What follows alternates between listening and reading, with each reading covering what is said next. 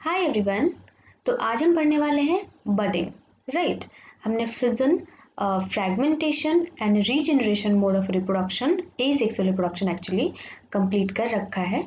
सो आज बडिंग की बारी है। आई थिंक आपको फ्रैगमेंटेशन एंड रीजनरेशन बहुत बढ़िया तरीके से समझ में आया होगा लास्ट वाले लेक्चर में। तो आपने वहाँ पे हाइड्रा नाम तो सुना ही होगा। किसमें सुना था ज़रा सा बताना, फ्रैगमेंटेशन में या रीजनरेशन में? बिल्कुल, रीजनरेशन में सुना था, है ना। Regeneration in planaria and hydra, right. तो आपके मन में सबसे पहला क्वेश्चन तो यही उठना चाहिए कि मैम, जब हाइड्रा की बात हमने रीजनरेशन में की थी तो फिर बडिंग में भी हाइड्रा की बात क्यों कर रहे हैं? बिल्कुल करेक्ट। तो यहाँ पे इन दोनों में थोड़ा सा कनेक्शन है, उस कनेक्शन को जरा सा समझो। रीजनरेशन में क्या हो रहा था? रीजनरेशन में थोड़े से कॉम्प्लेक्स मल्टीसेलुलर ऑर्गेनिज्म की बात करी थी हमने, जैसे कि हाइड्रा, प्लैनेरिया। इनमें क्या था ना कि स्पेशलाइज्ड ग्रुप ऑफ सेल्स जो थे दूसरे ग्रुप ऑफ सेल्स को भी मोटिवेट कर रहे थे अपने कांटेक्ट में आने से कि तुम भी अलग अलग सेल टाइप को फॉर्म करो, राइट। और इस वजह से जब इस ऑर्गेनिज्म को कट किया जा रहा था, ओके, या दो पार्ट में तोड़ दिया जा रहा था, तो इसका हर पार्ट जो था वो एक अलग प्लैनेरिया या एक अलग हाइड्रा बना रहा था। ऐसा ही था कुछ, ओके, जो कि कॉम्प्लेक्स मल्टीसेलुलर ऑर्गेनिज्म में पॉसिबल नहीं होता है, राइट। क्यों पॉसिबल नहीं होता है, ये सब कुछ मैंने लास्ट वाले लेक्चर में बताया था, है ना। तो अब यहाँ पे organism such as hydra use regenerative cells, यहाँ पे रीजनरेटिव सेल्स हुआ करते थे, है ना। और हाँ, यहाँ पे मेन पॉइंट यही था कि इन ऑर्गेनिजम्स में जो ये स्पेशलाइज्ड रीजनरेटिव सेल्स हुआ करते थे, इनका कोई डेफिनेट पोजीशन नहीं हुआ करता था बॉडी में। ये बॉडी में हर जगह प्रेजेंट होते थे और यही रीज़न था कि कहीं से भी बॉडी को कट कर दो, वो ऑर्गन जो है, एक्चुअली वो पार्ट जो है एक नया ऑर्गेनिज्म प्रोड्यूस कर देता था। बट अगर कॉम्प्लेक्स मल्टीसेलुलर की बात करें, फॉर एग्जांपल ह्यूमन बींग्स, तो यहाँ पे ऐसा नहीं होता है। हमारे यहाँ जितने भी स्पेशलाइज्ड सेल्स हैं जो कि रिप्रोडक्शन करने के लिए हैं, दैट इज फीमेल में एग और मेल में स्पर्म, राइट, दोनों मिलते हैं तो जाइगोट बनता है। तो वो एक खास डेफिनेट पोजीशन पे होते हैं जो कि एब्डोमेन के नीचे होता है, मैंने आपको बताया था ना, नाभि के नीचे, राइट। तो यहाँ पे ऐसा नहीं है हमारे बॉडी में कि कहीं से भी कट कर दोगे तो फिर वो जो रीजनरेटिव सेल है वो नया ऑर्गेनिज्म बना देगा, राइट। बट हमारे यहाँ कुछ ऑर्गेनिजम्स हैं, for example hydra, right, and planaria, जो कि हमने पहले पढ़ा था, ये ऐसा कर सकते हैं, ओके। तो यहाँ पे लिख रहा है कि हाइड्रा जो है ना रीजनरेटिव सेल्स को यूज करता है for reproduction in the process of budding, right. Budding में किस तरीके से यूज करता है रीजनरेटिव सेल को? तो देखो यहाँ पे हाइड्रा में a bud develops as an outgrowth due to repeated cell division at one specific site. एक ही स्पेसिफिक साइट पे बहुत ज़्यादा बार सेल डिवीजन होता है, ठीक है ना। और इसकी वजह से एक आउट ग्रोथ, बाहर की तरफ निकली हुई एक चीज़ जो है वो उभर के सामने आती है। जैसे देखो यहाँ पे ये हाइड्रा है, इसमें बडिंग के प्रोसेस को दिखाया गया है। यहाँ पे इस जगह इतना ज़्यादा सेल डिवीज़न हो रहा है इस स्पेसिफिक साइट पे, जिसकी वजह से यहाँ पे एक नया स्ट्रक्चर जो है वो उभर के सामने आ रहा है, राइट। एंड जब ये स्ट्रक्चर मेच्योर हो जाएगा ना, इसी को बड कहा जाता है। तो जब ये बड मेच्योर हो जाएगा ना, तो ये जो पेरेंट का बॉडी है इसे डिटैच हो जाएगा, मतलब कि ये अलग हो जाएगा और ये अलग एक इंडिविजुअल बन जाएगा, राइट, है ना। हल्का सा मिलता जुलता रीजनरेशन के प्रोसेस से, right. Okay, these birds develop into teeny individuals and when fully mature, detach from the parent body and become new independent individual। ये तो मैंने अभी जस्ट बताया ना आपको। तो आप सोच रहे होगे कि मैम क्या ये दोनों मेथड से रिप्रोडक्शन कर सकता है, डैट मीन्स रीजनरेशन से भी एंड बडिंग से भी? बिल्कुल आप सही सोच रहे हो। अगर इसके बॉडी को कहीं से भी कट कर दें तो एक नया हाइड्रा तो बना ही सकता है, that is called regeneration, planaria के तरह। लेकिन यहाँ पे एक और भी प्रोसेस होता है, डैट इज बडिंग, यानी कि किसी एक जगह पे बहुत ज़्यादा मात्रा में सेल डिवीज़न जब होता है तो वहाँ पे एक नया ऑर्गेनिज्म बनने को तैयार हो जाता है, जिसको कि बड कहा जाता है, राइट। एंड ये बर्ड जब फुल्ली मेच्योर हो जाता है, एक नया ऑर्गेनिज्म बन जाता है, तो ये अपने पेरेंट के बॉडी से डिटैच हो जाता है, एक नया हाइड्रा बन जाता है, राइट। यानी कि हाइड्रा में दोनों ही प्रोसेस देखा जाता है, रीजनरेशन भी एंड बडिंग भी, राइट तो यहाँ पे बडिंग जो हो रहा है वो रीजनरेशन यानी कि रीजनरेटिव सेल की मदद से हो रहा है। यहाँ पे रीजनरेटिव सेल्स की मात्रा काफ़ी ज़्यादा होगी। ओके चलिए, अभी बडिंग की बात तो हमने कर ली, यानी कि हाइड्रा की एक्चुअली बात हमने कर ली। अभी बडिंग में एक और ऑर्गेनिज्म इन्वॉल्व होता है जो कि है ईस्ट। ठीक है ना, ईस्ट के बारे में हमने पहले बात की थी।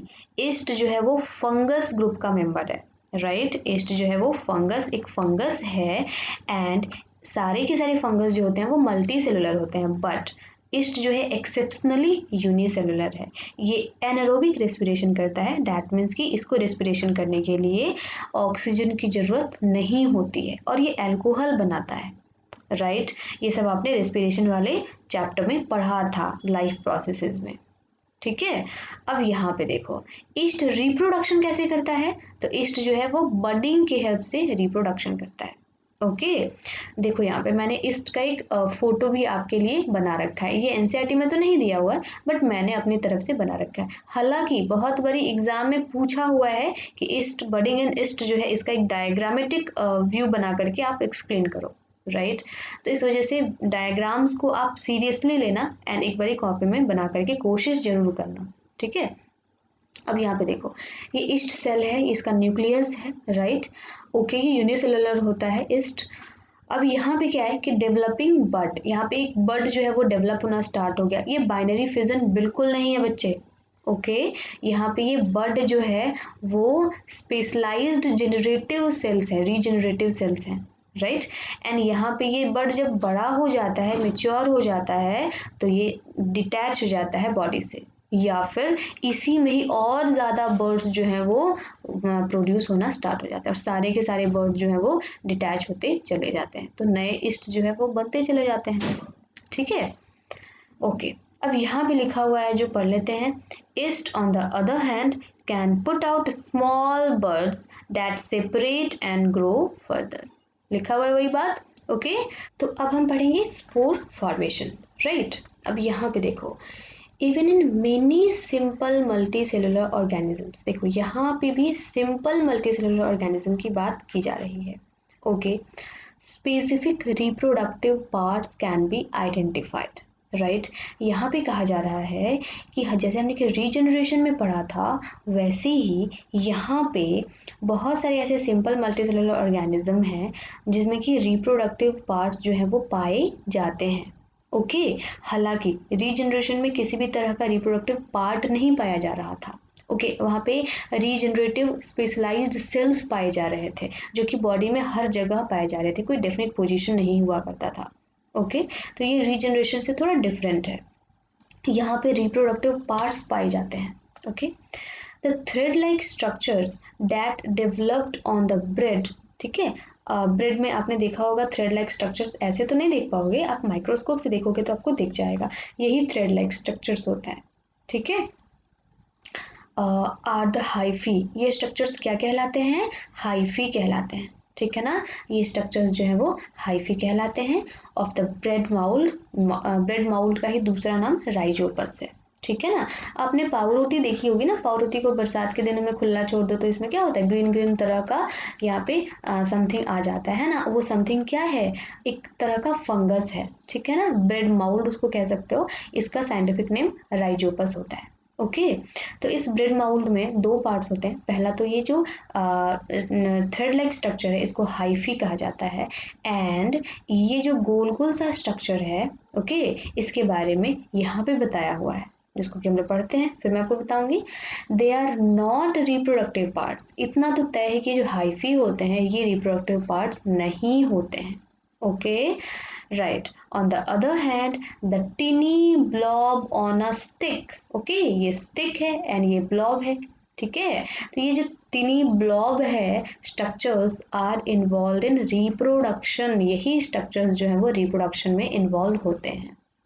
Right the blob are sporangia. ठीक है देखो यहाँ पे लिखा हुआ है ना आपके बुक में, ये ब्लॉब का नाम क्या है, स्पोरेंजिया, यानी कि क्या है, स्पोरेंजिया है। राइट, विच कंटेन सेल्स, और इन्हीं स्पोरेंजिया के अंदर सेल्स होते हैं। इन्हीं सेल्स को स्पोर्स भी आप कह सकते हो। तो आप ऐसा नहीं कह सकते ये स्पोरेंजिया है, ये जो ब्लॉब है ये स्पोरेंजिया है और ये स्पोरेंजिया जो है रिप्रोडक्टिव पार्ट है, ऐसा भी तो कह सकते हैं ना। ये स्पोरेंजिया रिप्रोडक्टिव पार्ट है और इन्हीं रिप्रोडक्टिव पार्ट में यानी कि स्पोरेंजिया में स्पोर्स पाए जाते हैं जो कि सेल्स होते हैं। Okay, that can eventually develop into a new Rhizopus, और ये जो सेल्स होते हैं इतने स्पेशलाइज्ड होते हैं एक नया राइजोपस भी ये बना सकते हैं। Okay, the spores are covered by thick wall, और ये स्पोर्स जो होते हैं ना बहुत खास होते हैं। ओके, ये जो सेल्स होते हैं इसके अंदर, यहाँ पे देखो ये ब्रस्ट हुआ है तो यहाँ पे स्पोर्स आपको दिखाया जा रहा है। तो ये जो स्पोर्स होते हैं बहुत खास होते हैं क्योंकि ये कवर्ड होते हैं by thick walls that protect them until they come into contact with another moist surface. Okay, इन स्पोर्स के चारों तरफ एक थिक वॉल होता है जिसके कारण कि जब स्पोरेंजिया बर्स्ट हो जाता है, ओके, तो ये जो स्पोर्स होते हैं वो बर्बाद नहीं होते हैं क्योंकि इसके चारों तरफ थिक वॉल होता है।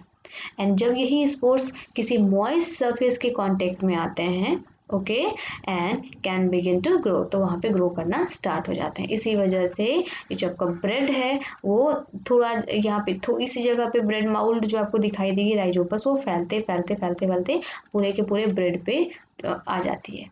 राइट, यही रीज़न है क्योंकि एक ब्रेड माउल्ड का जो स्पोरेंजिया होगा रिप्रोडक्टिव पार्ट होगा उसमें बहुत सारे स्पोर्स होंगे एंड ये जब मेच्योर हो जाता है स्पोरेंजिया तो बर्स्ट हो जाता है, सारे के सारे स्पोर्स बाहर आ जाते हैं एंड बाहर आने के बाद से वो बर्बाद तो हो नहीं सकते। जैसे ही उनको मॉइस्ट सरफेस मिलता है बारिश के मौसम में तो वो वापस एक नया स्पोरेंजिया बन के खड़े हो जाते हैं। राइट, तो इस तरीके से स्पोर फॉर्मेशन भी एक मेथड होता है राइजोपस में जिससे कि राइजोपस अपना एसेक्सुअल रिप्रोडक्शन कंप्लीट करते हैं।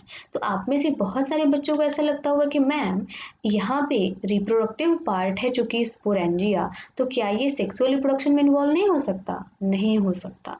ओके, क्योंकि स्पोरेंजिया रिप्रोडक्टिव पार्ट तो है बट यहाँ पे सेक्सुअल रिप्रोडक्शन की तरह बिहेव बिल्कुल भी नहीं करता है। ओके, तो यहाँ पे चूंकि इवोल्यूशन हुआ था, डेवलपमेंट हुआ था, है ना, ऑर्गेनिजम्स में हमने देखा है डाइवर्सिटी वाले चैप्टर में, तो इस वजह से धीरे धीरे लोअर से जब हायर ऑर्गेनिज्म की तरफ हम बढ़ते चले गए तो हमारा जो रिप्रोडक्शन का मेथड है वो थोड़ा थोड़ा कॉम्प्लेक्स होता चला गया। ओके, लेकिन फिर भी स्पोर फॉर्मेशन मेथड को भी हम एसेक्सुअल मेथड में ही काउंट करते हैं क्योंकि यहाँ पे किसी भी तरीके के दो पेरेंट की जरूरत नहीं पड़ती है। सबसे बड़ी बात कि यहाँ पे गैमीट का फॉर्मेशन नहीं होता है, spores are not the gametes. Okay, spores gamete नहीं होते हैं, ठीक है, बट सेक्सुअल रिप्रोडक्शन में तो सबसे इंपॉर्टेंट गैमीट्स ही होते हैं ना। ह्यूमन के गैमीट्स कौन कौन से होते हैं? तो अगर मेल है तो स्पर्म होगा एंड अगर फीमेल है तो एग होगा। राइट, तो इस वजह से स्पोर फॉर्मेशन कभी भी सेक्सुअल रिप्रोडक्शन में काउंट नहीं हो सकता है, ये एसेक्सुअल वे ऑफ रिप्रोडक्शन है। राइट, क्योंकि यहाँ पे स्पोर्स जो है वो गैमीट बिल्कुल नहीं होते हैं, यहाँ पे सिंगल पेरेंट की जरूरत होती है, डबल पेरेंट की जरूरत नहीं होती है। राइट, ओके, तो हमने स्पोर फॉर्मेशन कंप्लीट कर लिया। अभी यहाँ पे एक और मेथड बाकी है जो कि आपके एनसीईआरटी ने पहले ही पढ़ाया था, ये वेजिटेटिव प्रोपेगेशन। राइट, तो वेजिटेटिव प्रोपेगेशन हम लोग नेक्स्ट वाले लेक्चर में कंप्लीट करेंगे एंड फिर मैं नेक्स्ट वाले लेक्चर में आपको इन टेक्स्ट क्वेश्चंस भी कराऊंगी। ठीक है, तो तब तक के लिए बाय बाय, थैंक यू।